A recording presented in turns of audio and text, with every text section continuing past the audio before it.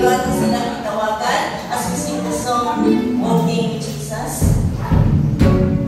Walking with Jesus, walking every day, all along the way. Walking with Jesus, walking with Jesus alone. Walking with Jesus, walking every day, all along the way. Walking with Jesus, walking with Jesus alone. Good morning, everyone. Good morning, everyone. Asa galing ba kita atong memory verse? Ang among memory verse makita sa John chapter 11, verse 35.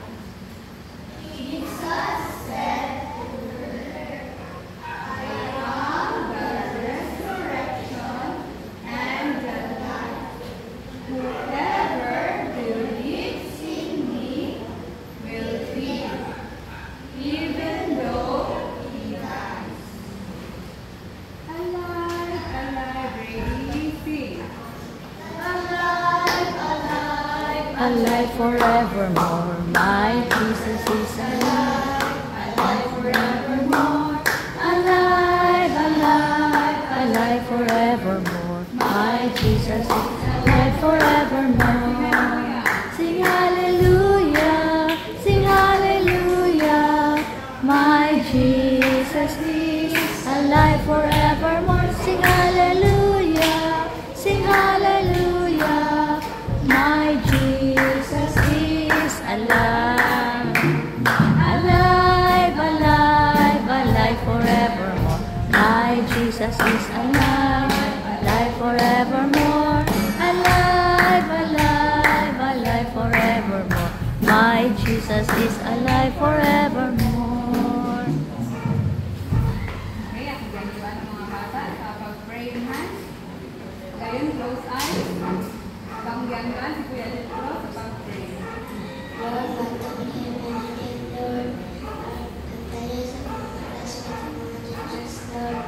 Natuloy sa aming mga sumipinin.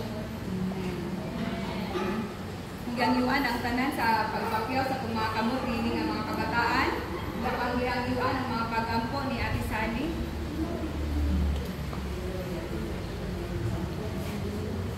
Father God, in the name of Jesus, we come to you, Lord, this morning, O God.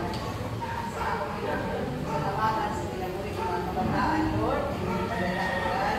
Alam pagkakas sa iyong tulong, and dear Lord, kita mo padala ng bless in mga sa akong pinamulit mo.